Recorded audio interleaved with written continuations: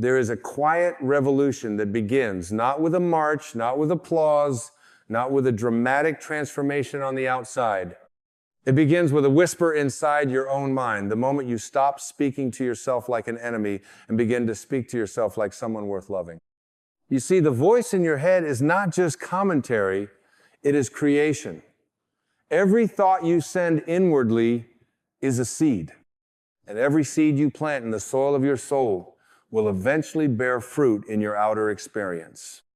So, what happens when you've spent your entire life planting shame, guilt, fear, unworthiness, and self-rejection? You grow a life where your internal suffering gets reflected in every relationship, every opportunity, and every moment you live. Not because you are broken, but because you never learned that love begins with how you speak to yourself. When you tell a child over and over that they are not good enough, they will eventually stop trying to prove you wrong and start believing you're right. And when you tell yourself over and over that you are not beautiful, not valuable, not capable of healing, not deserving of happiness, your soul will begin to dim itself to match your words. This is not because the soul loses power. The soul never weakens, but it will wait. It will wait patiently for your permission to rise again. You do not need to wait until someone outside of you sees your worth before you begin to see it for yourself. That is not how awakening works. That is not how love works. That is not how God works. You are not a project for others to validate. You are a masterpiece waiting to be unveiled. And that unveiling begins when you speak to yourself with the reverence you deserve. What if your inner dialogue became your sanctuary? What if you decided just for today that every time you opened your mouth to speak to yourself, it would be in the tone you would use with someone you deeply cherished? What if the voice in your head wasn't a critic, but a guardian, a lover, a soul friend? Do you not realize that every single cell in your body listens to what you say about it? When you say, "I'm so tired of myself," your cells hear that. When you say, "I can't believe I'm still like this," your heart contracts. When you shame your emotions, your nervous system tightens. And when you look in the mirror and repeat the same cruel thoughts you were conditioned to believe, you train yourself to reject the divine creation you truly are. But there is a turning point, a sacred pivot, a holy reversal. And it begins not with a new external achievement, not with someone else's praise, not with a sudden miracle falling into your lap. It begins with a choice to change the way you speak to the one who has been with you since the beginning, your own precious self. You've been asking for healing, but healing cannot come to a home where the owner is always throwing stones at the walls. You cannot ask for wholeness while declaring your own inner world unworthy. Healing begins the moment you stop waging war against your humanity and start holding your inner world like sacred ground. Yes, you've made mistakes. Yes, there were things you said and did and believed that did not reflect your highest self. But those things are not you. They are chapters. They are clouds passing through the sky of your being. They are not the sky. They are not your eternal essence. They are not your truth. Speak to yourself like someone who is becoming, not someone who is failing. Speak to yourself like someone who is healing, not someone who is broken. Speak to yourself like someone God would look upon and smile, because that is exactly what's happening. You see, the ego will always want to keep score. It will remind you of every failure, every time you fell short, every standard you didn't meet, every time you disappointed someone. But the soul doesn't count like that. The soul doesn't keep records of wrongs. The soul is not transactional. The soul is not a performance-based system. The soul only knows love. And love speaks differently. Love doesn't shame. Love doesn't compare. Love doesn't say, "You should be further along." Love says, "I see you trying. I see you surviving. I see your silent courage." And love doesn't scream. Love whispers. which is why your inner noise must be quieted, because you cannot hear love's whisper over the roar of your inner critic. Speak to yourself like someone worth loving, because love is not just something you give, it is something you are. And when you forget that, you begin to live as though love is somewhere out there beyond you, waiting for you to earn it. But love is not a reward. It is your origin. It is your essence. It is your birthright. And your words, your inner words, are the gatekeepers to remembering that. There is something miraculous that happens when you stop talking to yourself like a victim of your past and start talking to yourself like the artist of your now. Suddenly, you don't need others to see your worth to feel it. Suddenly, you stop begging for validation and start radiating it. Suddenly, you realize that no one ever had the power to define you. They only had the power to distract you from defining yourself. And if you are still speaking to yourself through the voice of someone else's wound, an old parent, a harsh teacher, a former partner, then it is time to reclaim the microphone in your mind. You do not need to repeat the scripts you inherited. You are not required to carry on the legacy of internal war. You have permission to begin again. Pause, breathe, and say to yourself, I am not the opinion someone had of me. I am not the pain I internalized. I am not the shame I absorbed. I am a soul in progress. I am a being of light. I am allowed to evolve. Can you feel the shift? That quiet permission is not weakness. It is the birthplace of transformation. And when you speak to yourself as someone worth loving, the universe listens. Because the universe responds not to your words alone, but to the energy they carry. And there is no energy more attractive, more healing, more magnetic than the frequency of self-love expressed without ego, just pure presence, grace, and reverence. You were never meant to be your own jailer. You were meant to be your own liberator. And liberation begins with language, not external language, inner language. The voice you use when you're alone, the tone of your silence, the soundtrack of your self-perception. Would you dare to make that soundtrack a love song? Would you dare to look at yourself in the mirror, not to judge, not to fix, not to critique, but just to witness and bless? Because you don't need to be perfect to be worthy of love. You need only to be present. You are not here to criticize your way into growth. You are not here to punish yourself into peace. And you are certainly not here to bully your heart into awakening. That path leads only to more illusion, more separation, more silent suffering. The soul doesn't respond to harshness. The soul responds to kindness, not the fleeting kind we show others to appear gentle, but the unwavering kind we offer ourselves when no one is watching. There is an alchemy that takes place when gentleness becomes your inner default. Not weakness, but the strength of tenderness. The power of speaking life into your own spirit when it's tempted to collapse under the weight of invisible expectations. To walk yourself out of your own shadows and say, even here, I am learning. Even this moment is holy.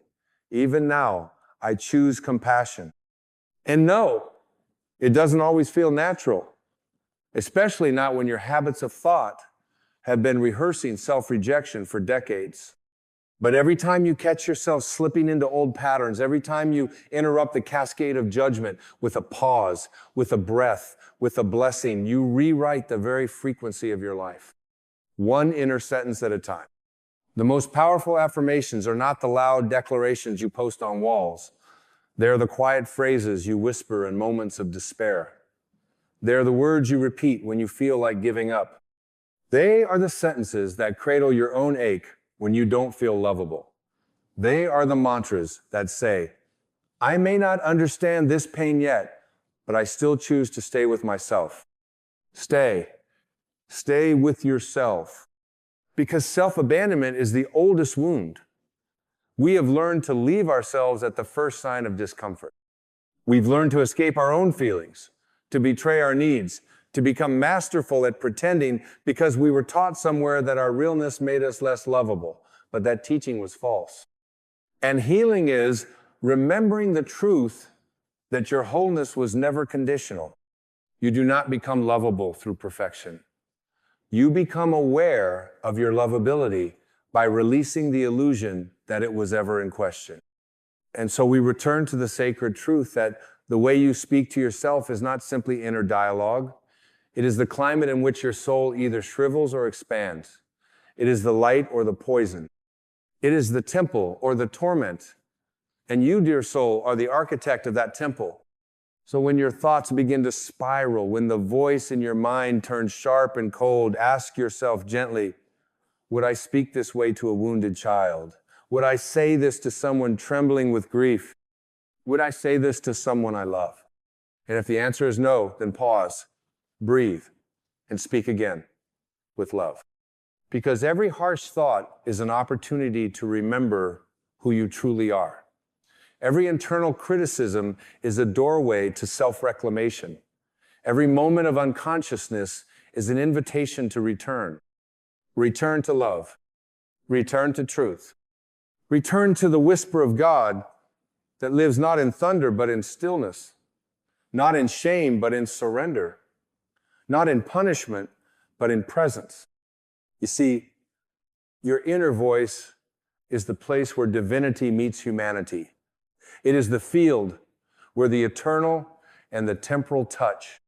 And if you want to live a life that is aligned with peace, with purpose, with your highest self, then that alignment must begin not outside, but within the folds of your most intimate thoughts.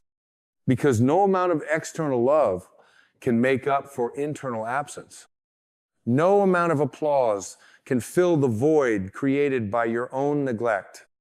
No relationship, no possession, no title, no victory can replace the simple, sacred act of being kind to yourself in the silence.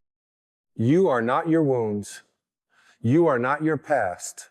You are not the outdated conclusions you drew when you were hurting and too young to understand.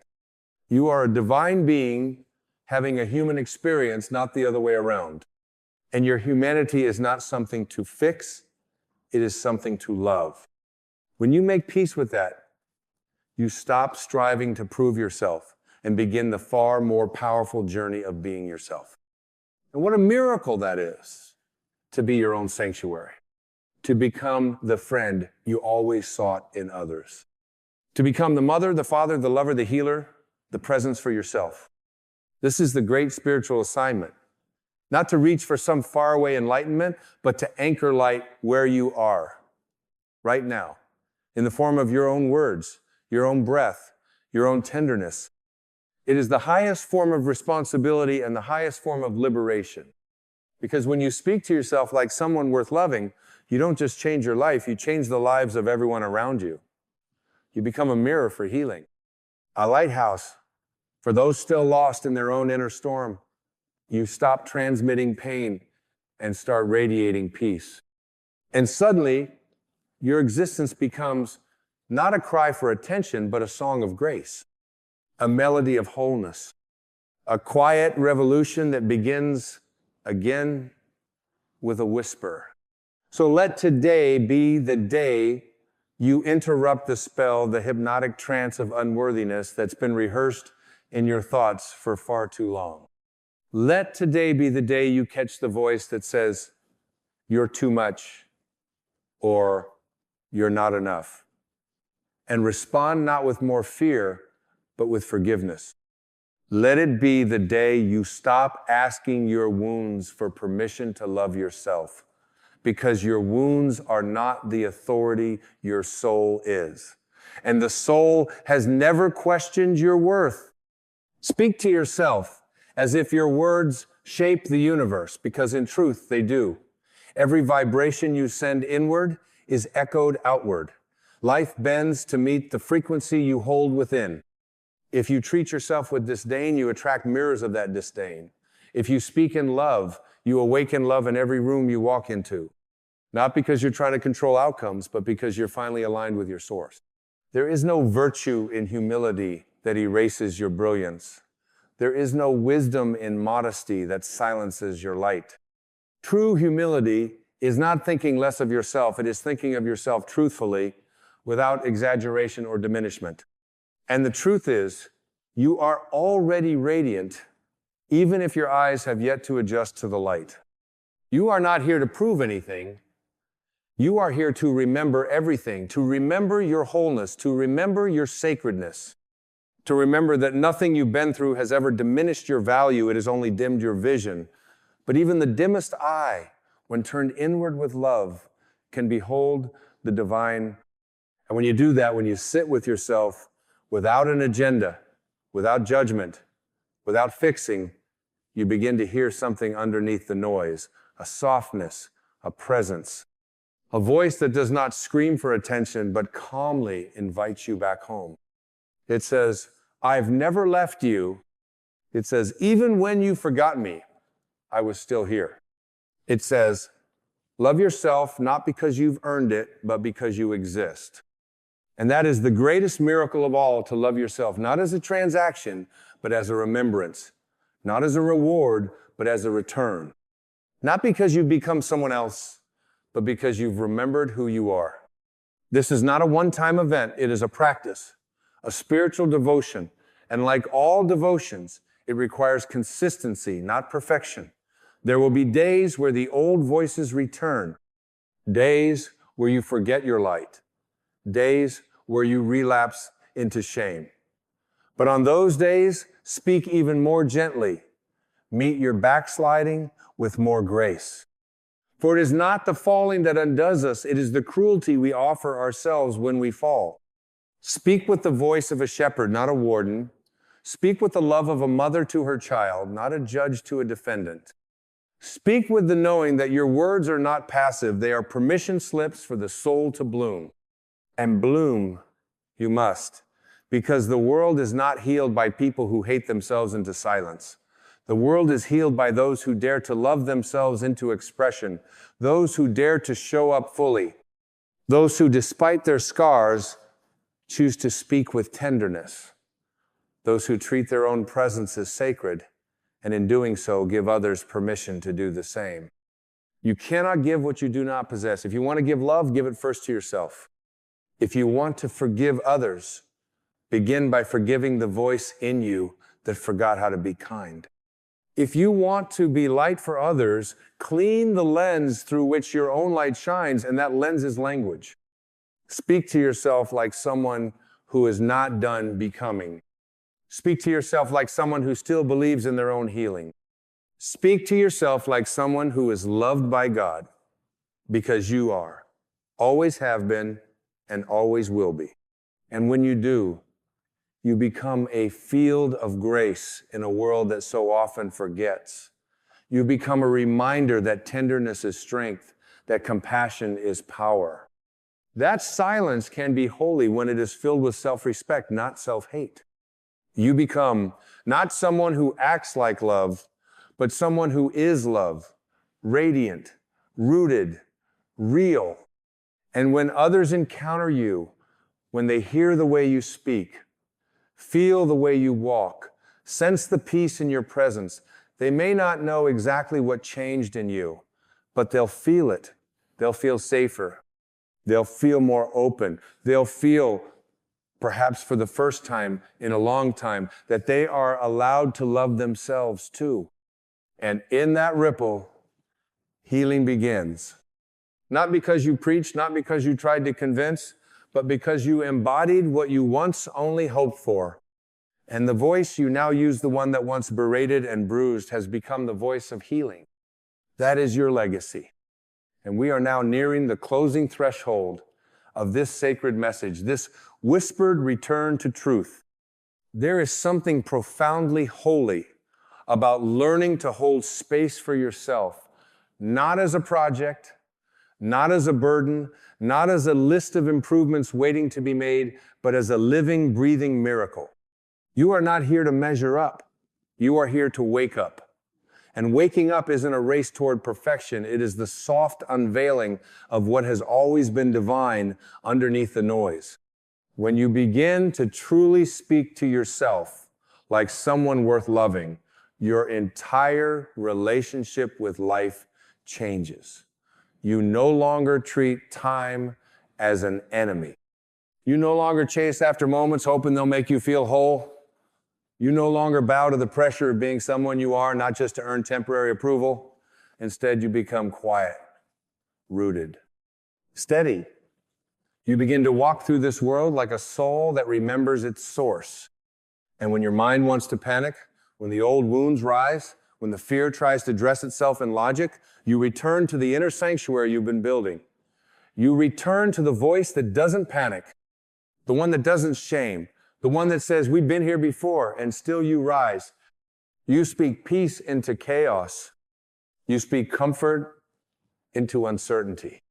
You speak grace into guilt. And slowly, what once triggered you becomes your invitation. What once scared you becomes your initiation. And what once separated you from yourself becomes the very doorway back to presence. No one else can do this work for you. You can read every book, attend every seminar, follow every teacher, and still, if your inner voice is cruel, the world will feel unkind. Not because the world is against you, but because your perception is filtered through your own unresolved self-judgment. So choose to be your own revolution. Let your mind be the garden of your highest devotion. Let every thought be filtered through the lens of love. Not because you're trying to be spiritual, but because you are spirit remembering what it feels like to come home. You don't need to correct every mistake to be worthy of compassion. You don't need to fix every flaw before you grant yourself gentleness. You don't need to reach some imagined peak of enlightenment to finally allow yourself rest. All you need is the willingness to be present with yourself as you are and speak the words you most need to hear. Try this. I forgive myself for forgetting who I am. I honor myself for surviving what I did not deserve. I release the need to criticize what is still healing. I speak love into every broken piece, not to fix it, but to remind it that it was never truly broken. This is the frequency of self-reunion. This is what it means to reclaim your voice, to not just think differently, but to feel differently. To not just change your narrative, but to soften into the sacredness of being. And when you make that shift from aggression to affection, from resistance to reverence, you begin to see it ripple outward, not just in how you speak to yourself, but in how you speak to your past, to your future, to others, to the very mystery of life itself. You stop begging life to be gentle with you and instead become the source of that gentleness. You stop chasing peace like a possession and realize it's been inside your voice all along. You stop searching for someone to save you and begin the holy work of meeting yourself exactly where you are. That is the foundation. That is the breakthrough. That is the sacred silence that speaks louder than any performance. And now, with this grounded tenderness, we are ready to enter the final movement, the last unfolding breath of this journey. So here you are, not at the beginning of a new performance, but at the end of pretending, not at the edge of becoming someone else, but at the soft arrival into who you've always been beneath the noise.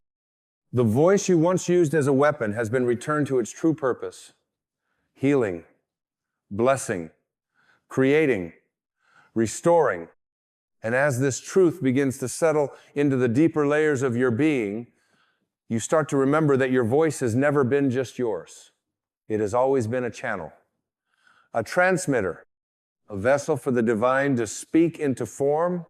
And when you speak to yourself like someone worth loving, you are not just changing the course of your own life, you are participating in the healing of the entire collective.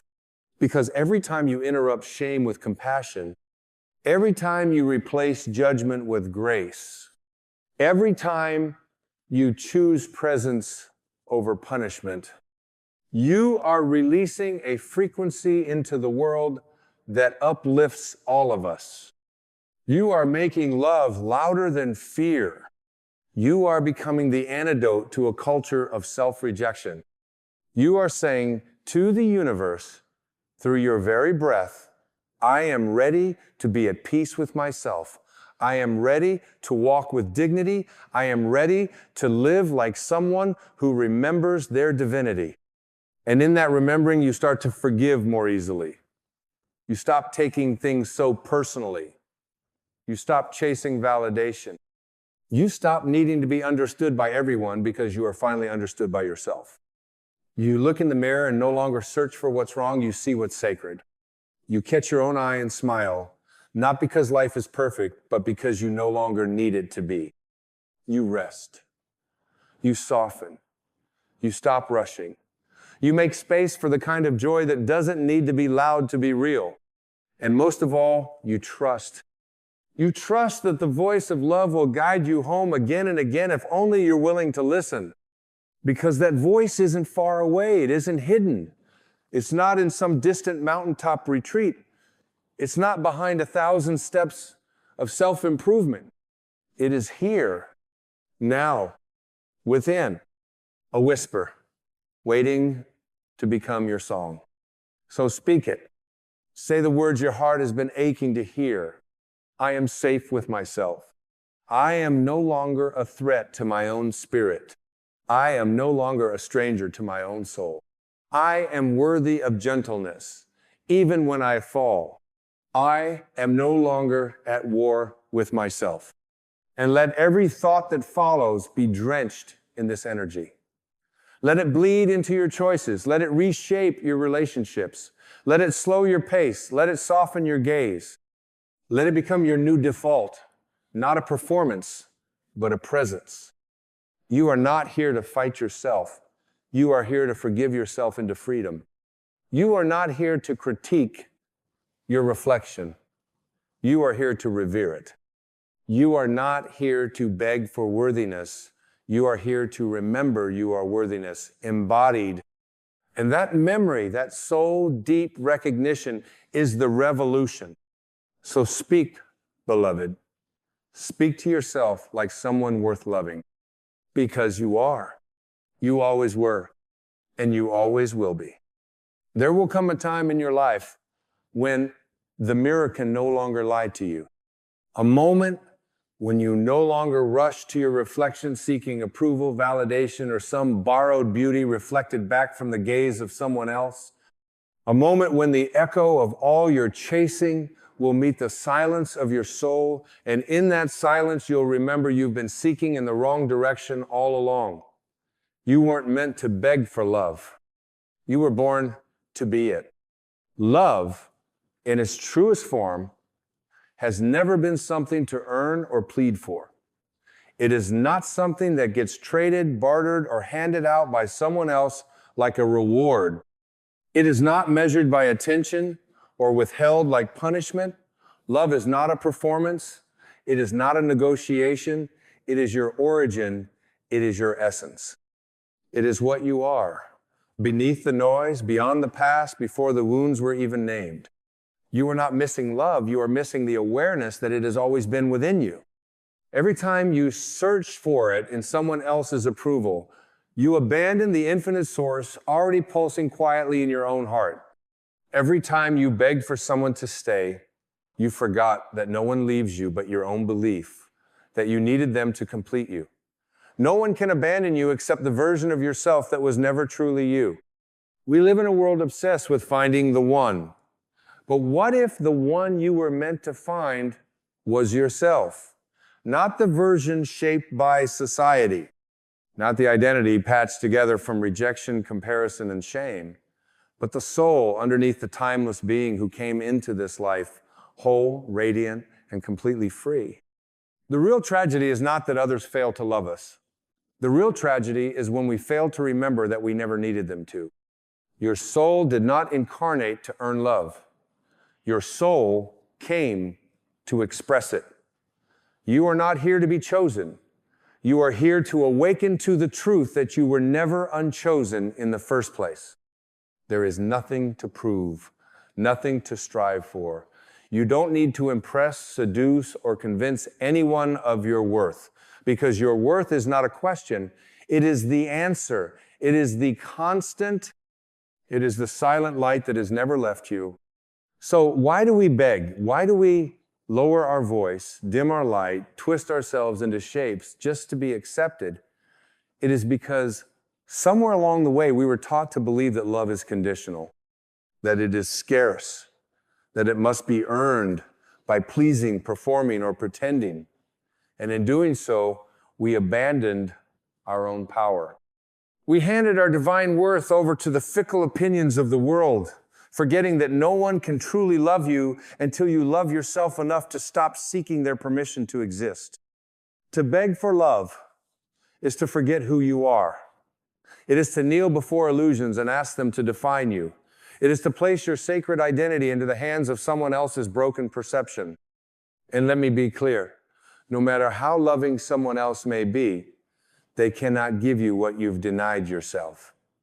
Even the purest love cannot fill a soul that has become a stranger to itself. You cannot drink from someone else's cup and expect it to quench the thirst of your own inner emptiness. That thirst must be met at the well of your own soul. Healing begins the moment you stop outsourcing your self-worth. The moment you stop performing for love like a child on a stage and instead sit quietly with yourself and ask, what am I still trying to earn that was already mine when I arrived?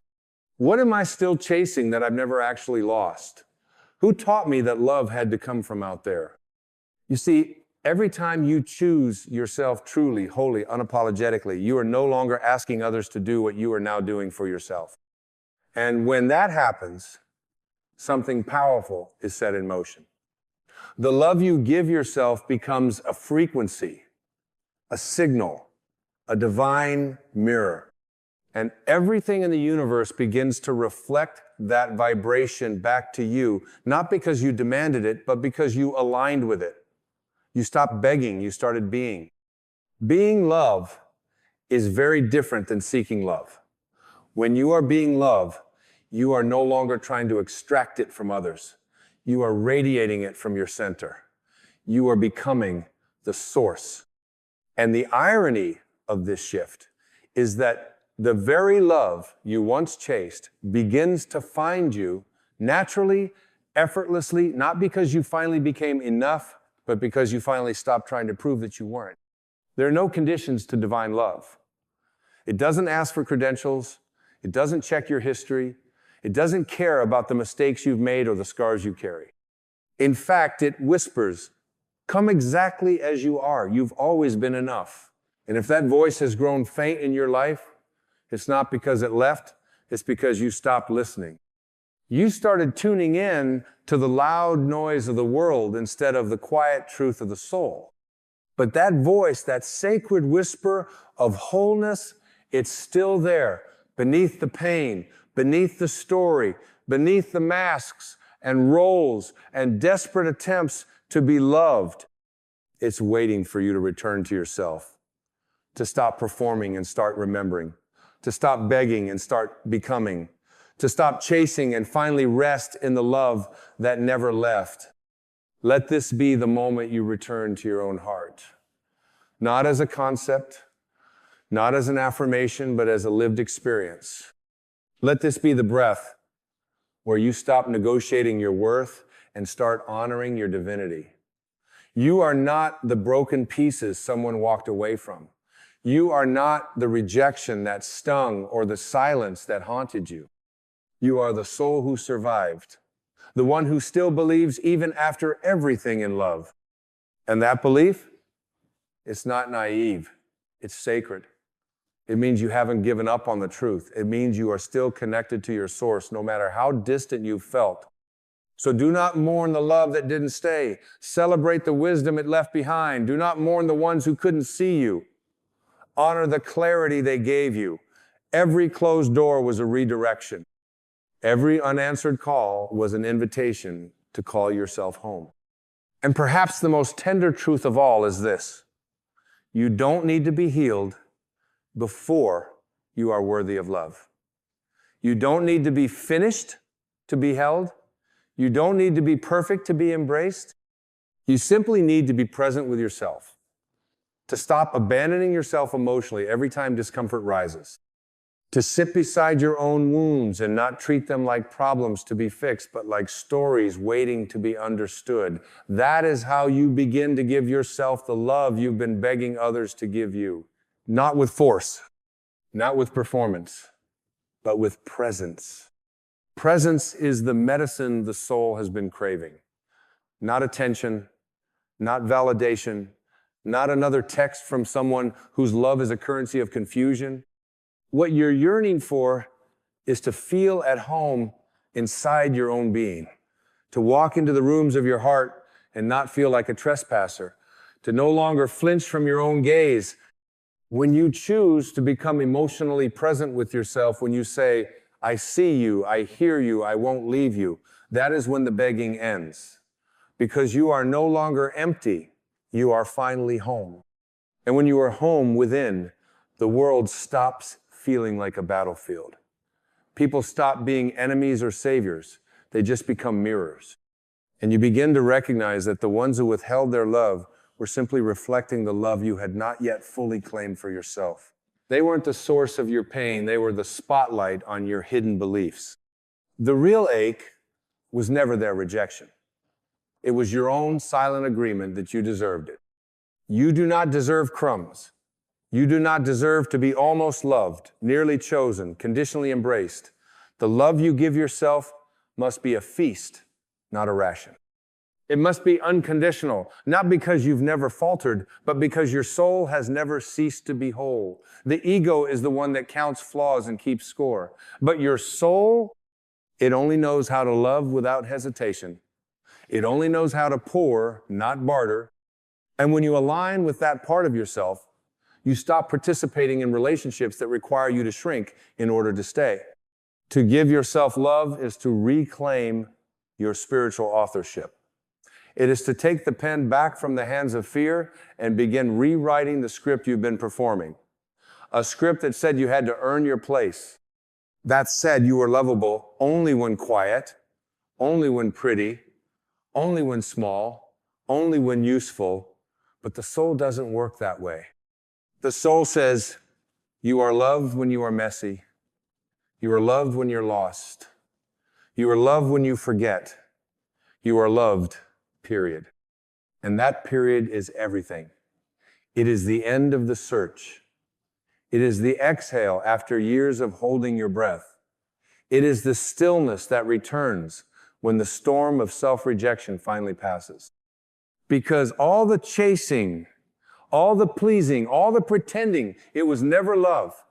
It was survival. It was the desperate strategy of a soul that forgot it was already whole. But once you remember, once you taste the peace of no longer needing to be anyone but who you are, you will wonder why you ever searched anywhere else. There is no healing more powerful than becoming your own safe place. No relationship more sacred than the one you nurture with yourself. Not out of ego, but out of devotion. Not out of isolation, but out of integration. When you hold space for yourself, the world holds space for you. When you stop abandoning your own needs, you stop tolerating the emotional starvation that once felt normal. And what once felt like love, the highs, the lows, the confusion will no longer move you. Because truth is quiet, love is calm, and you will have become both. And it is from this state of inner union that you begin to attract a new kind of relationship, not based on dependency, not fueled by fear, not designed to fill your emptiness, but one that mirrors the wholeness you've cultivated. One that doesn't complete you, but complements you. One that doesn't distract from your healing, but dances with it. And until you've met yourself in that way, every connection will be a test of your worth rather than a celebration of your being. So when you find yourself begging, stop, pause, breathe. Ask yourself, what am I trying to get that I am not giving? What story have I resurrected that says I must chase to be cherished? And in that moment, forgive yourself. Forgive the years you spent knocking on closed doors. Forgive the times you whispered, please love me, to people who didn't even know how to love themselves. Forgive the inner child who didn't know better. She was only doing what she thought was required to survive. But now you know better. And with knowing comes freedom. With freedom comes responsibility. The responsibility to choose yourself, not in defiance of others, but in remembrance of your truth. You are not here to be rescued. You are here to be revealed. You are not incomplete. You are in the process of unbecoming everything that taught you otherwise. The journey was never about finding love. It was about remembering that you are it. There is a softness that returns when you stop begging, a peace that rises when you let go of the need to be needed. It doesn't mean you stop loving others. It means you love them from fullness, not from hunger, from overflow, not from lack. You become the tree that no longer chases the rain because you've discovered the river within. You stop waiting for someone else to come and water your roots. You begin to bloom from the inside out. And this inner bloom cannot be undone by rejection. It does not wither when others walk away. Because it is not fed by attention. It is not sustained by performance. It is nourished by presence, self-compassion, and divine truth. This kind of love is immune to drama, immune to manipulation, immune to the games that once held you captive. Because once you have met yourself in your own heart, no counterfeit connection can satisfy you again. Let the ache remind you, not of what you've lost, but of what you are ready to claim.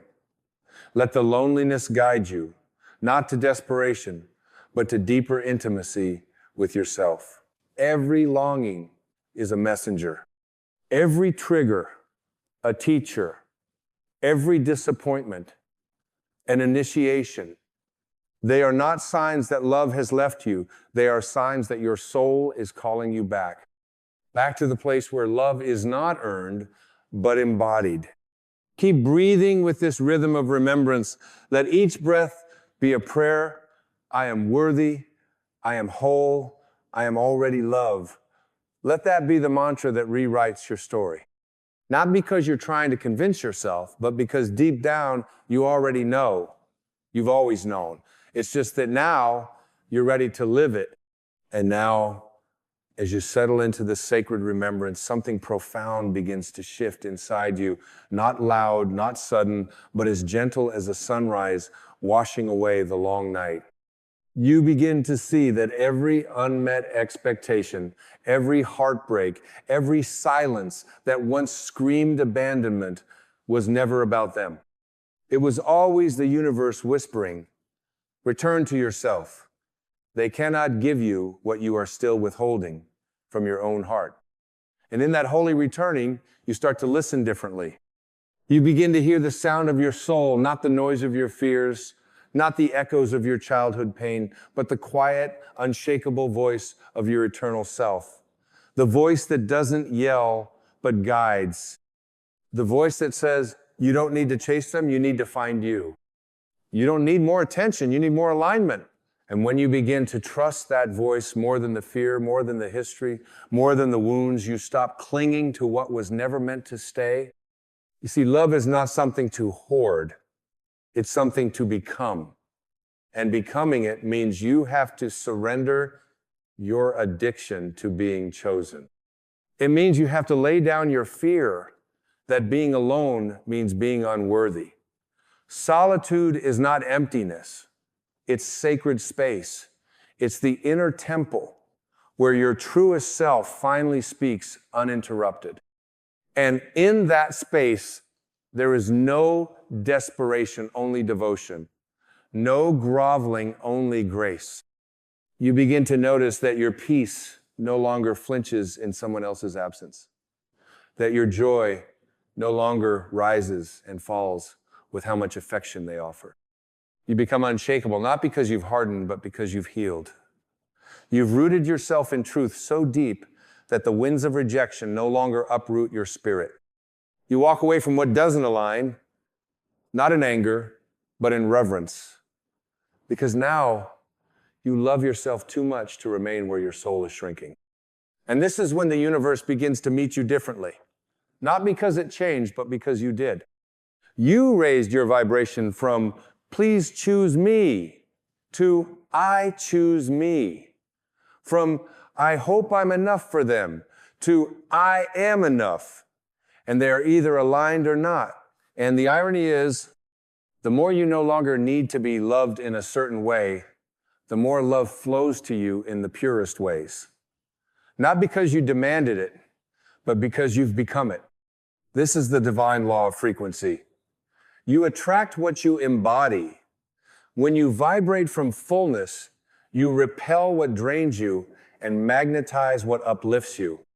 And love, real love, cannot resist a soul who no longer begs, because begging is the energy of separation. It says, "You are my source." But love, real, divine, conscious love, is found in the energy of union. It says, "I am my source, and in that I can meet you as a whole being." You no longer need to be rescued. You are the rescue. You no longer need to be validated. You are the validation. You no longer need to be seen by another in order to see yourself. This is freedom. This is emotional sovereignty. This is what happens when you stop looking outward and begin living inward. When you stop chasing illusions and start anchoring in your own sacred truth. And in this truth, you will walk into rooms differently. You'll speak without shrinking. You'll love without losing yourself. You'll hold space for others without abandoning your own. You will no longer confuse intensity with intimacy. You will no longer interpret mixed signals as a challenge to be deciphered. You will simply recognize misalignment and walk away, not from ego, but from clarity. You will no longer fear being alone, because now you understand being alone with your soul is the most holy company you'll ever keep. The silence is not a void, it's a doorway. A portal back to your presence, and in that presence, miracles begin to unfold. Not because life suddenly becomes easier, but because you are no longer living from a fractured place. You are living from essence. Let your life become an offering, not to win love, but to express it. Let your joy be unconditional. Let your boundaries be sacred. Let your standards be written in light, not in desperation. You are not hard to love. You are hard to manipulate. You are not intimidating. You are simply no longer abandoning yourself for the sake of being chosen. And that is what makes your energy unshakable, not because you are guarded, but because you are finally grounded.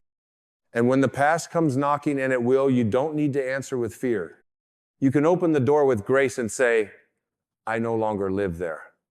When the old patterns whisper, "You are too much, too difficult, too this or that," you'll respond, "I am exactly as I am meant to be, and I am not for shrinking anymore."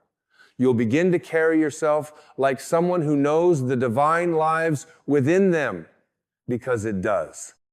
Then let us now complete the journey, not by ending it, but by coming home to where it always began, within you.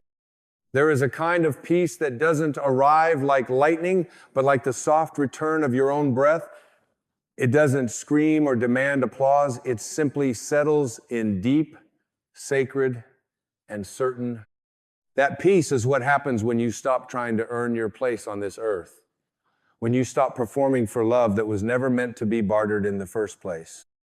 When you stop trying to become lovable and realize you already are. You are not a project. You are not an open wound to be endlessly patched up by others. You are not a mistake waiting to be corrected by someone else's approval. You are a living miracle, the breath of God made visible in human form.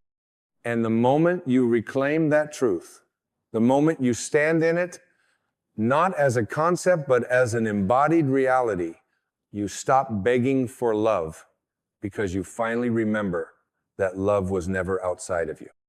Let this moment be a resurrection. Let it be the moment your old story dies, the story that said you had to chase, perform, or be chosen to matter. Let it be the moment you stop searching for someone else to see your light and instead become the one who holds it with reverence. You no longer need to plead for recognition. You simply need to recognize yourself. You are not here to be filled. You are here to overflow. You are not here to be defined by someone's affection. You are here to radiate your own. You are not here to shrink in the presence of others. You are here to expand in the presence of truth. And truth is this: you were never broken, you were becoming, you were never too much, you were overflowing, you were never hard to love, you were waiting to love yourself first. You have not failed because someone walked away. You have awakened, you have remembered, and in this remembrance, you no longer settle for scraps. You no longer distort yourself to fit the mold of another's limited vision. You become the vessel of love that pours without needing to be refilled by others. Because you have tapped into the infinite well within the source, the silence, the sacred center of your being. And yes, love may still arrive from others. In fact, it will. But it will not arrive because you begged for it. It will arrive because you no longer did, because you aligned, because you embodied, because you finally surrendered the need to be completed, and in doing so, became whole. This is the power of spiritual self-love. It does not isolate you. It connects you to everything. It does not harden you. It frees you. It does not make you superior. It makes you true. When you walk in this kind of love, you become an invitation not for people to fix you, but to meet you as they are. You stop searching for the one and start becoming the one for yourself. And in doing so, you become a mirror for others to remember themselves too. That is the ripple of self-love. It is not selfish. It is sacred. It is not indulgent.